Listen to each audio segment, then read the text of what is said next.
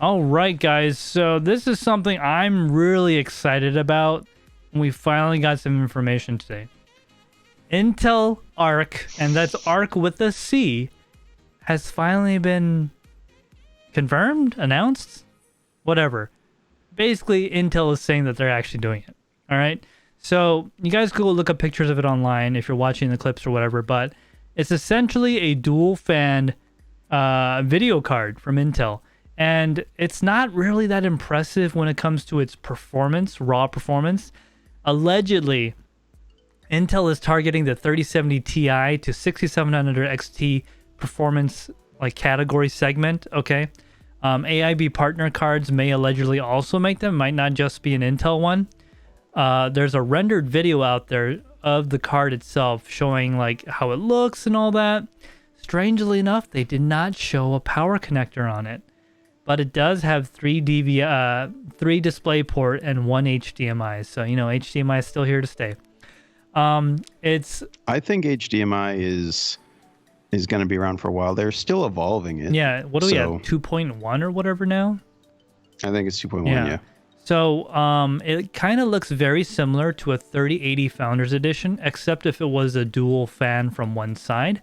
The back plate... well, this is just a rendering. It has like this really cool, like, almost like if you took a heat sink and you just shaved it. You shaved off all the fins. It's just these little micro fins on the back. Really wide too. Nice design. I kind of like it. It looks sharp. So we're gonna see 3 different types of Arc GPUs. Oh, real quick, the Arc that is coming out in April, okay, allegedly, is only gonna be for laptops. It's low end, low power usage, all that good stuff. But the exciting stuff is this. I'm just going to go over it real quick.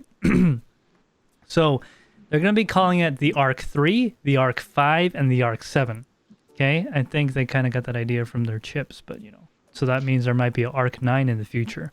So Arc 3 is going to be entry-level laptops, things like that. 25 to 50 watts TDP with 4 gigs of VRAM.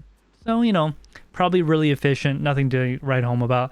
Arc 5 is going to be for advanced gaming with a 60 to 80 watt TDP, 8 gigabytes of VRAM. Still pretty low wattage, probably pretty efficient, but like good to play a lot of games. Okay, now here's the cream of the crop that we've been waiting for. Arc 7 for high performance gaming. This is what NVIDIA, I'm so used to NVIDIA. This is what Intel has said. High performance gaming. 80 to 150 watt TDP, a 12 and a 16 gigabyte variant. Okay, so that's pretty nice. That's basically in 3070 Ti, 3070 territory, right around there. 6700 XT territory with that bigger VRAM. Now, all these things might not look that impressive. And, you know, I would have to agree, not really. But here's where it gets interesting. They're introducing some technologies that AMD and NVIDIA already have, but they're doing a little differently. First one is the XE Media Engine. Okay? Allegedly, full hardware encoding and decoding up to 8K 60 FPS 12-bit HDR decode. Okay? If you can do that on a, what they call it, Arc 3 GPU, okay, I highly doubt you could do that because that would just blow everything out of the water. 8K 60 FPS 12-bit HDR decode. That means you could, like, for 100 watts, you could be watching 8K footage. Right? I'm talking about footage, guys, not gaming. Allegedly, 8K 10-bit HDR encoding. So if you're rendering on your computer like this, like, okay, if this is true, I'm ditching my NVIDIA cards. Like, for video content creation, this is really good. Like, it's like I went Mac with their new M1 and M2 chip. This is really good. Wait a minute. Just to touch on this. Yeah. So I would expect that you will see these encoders and decoders being across the line, in my opinion.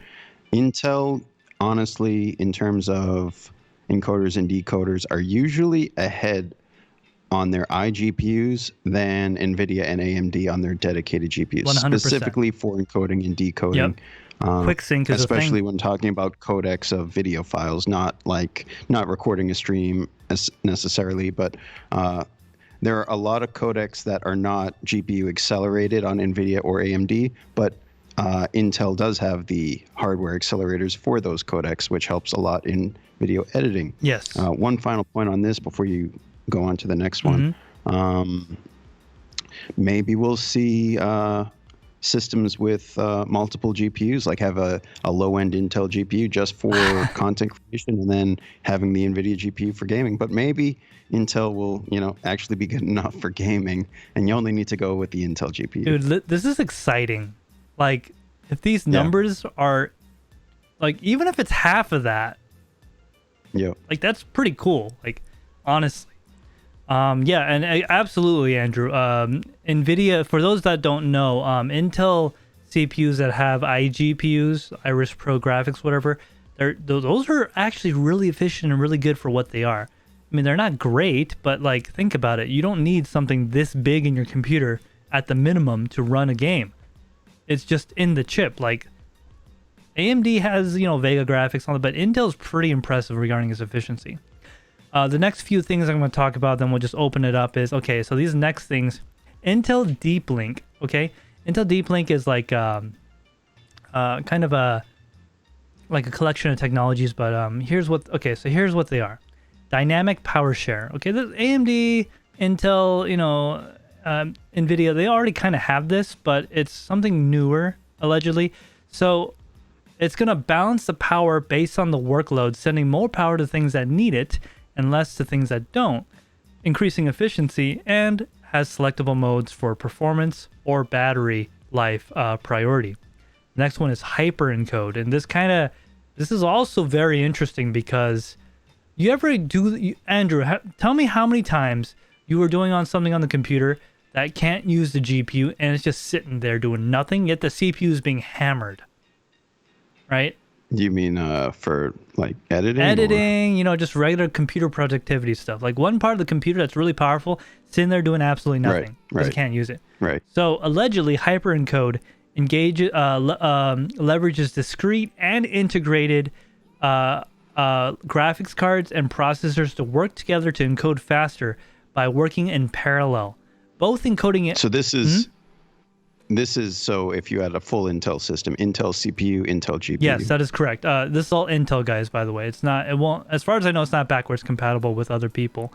So that is one downside, but it's still kind of nice. So both encoding engines to help instead of just using one. However, it will depend on adaptation and software support from both Intel and software manufacturers. So that's pretty cool. That's their way of saying, Adobe, get it together. Yeah, man, Adobe. You know what? I hate them, but it's probably one of the only things I'll use. I don't think I'll go DaVinci. We'll see. Yeah. Yeah. If they come out with like a new version that actually works well, then like there's no reason to switch. But it's getting to that point where if they don't do something, I'm thinking of going elsewhere. No, really. Like it sucks when I see my 3090 doing like nothing, and everything's taking forever, and my CPU is being hammered. It is the most frustrating thing. Like, okay, why did I spend so much money on something that doesn't work? When in DaVinci, they have a lot of GPU accelerated stuff. Anyways, so last thing I want to say is the last thing in the Intel Deep Link package.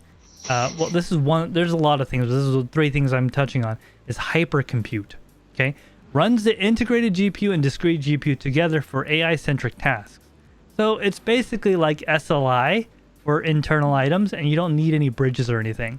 So if you're doing something really heavily based on AI, it can run them simultaneously or together, rather, together as one for processing of those type of tasks, which can really like improve the performance. And you're not leaving half your hardware on the table, which is pretty cool. So yeah, that's the Intel Arc GPUs coming out soon, starting this April. In a nutshell. What do you think about those laptops having that stuff I was talking about regarding the encoding engines? Do you think the laptops will have it? I don't think so. I think they will. You think so? I think they will. I think it's a huge opportunity for Intel to take some market share from like those NVIDIA Studio laptops. Because like to do video editing on a laptop, you need a dedicated GPU, and basically you need an NVIDIA GPU. Yeah, at this point. And there are some and there are some that are marketed as NVIDIA Studio laptops aimed at content creators. So I feel like if Intel does put this in their mobile GPUs, then it's a huge opportunity to have options in that space. And they want people to be buying their computers, because at least for some people, like buying a computer, but specifically a laptop, if you're going to like buy a high-end laptop, especially for something that you use for work, you're probably going to keep it for a while.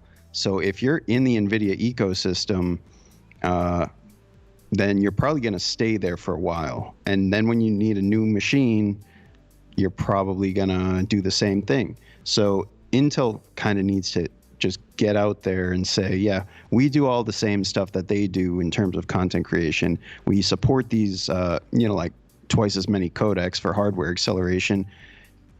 Come try us out. And if they can get some adoption in the mobile space, I think that's step one in my opinion, because I think a lot more content creators are going with like the single computer content creators. I think they're primarily on mobile. Yeah.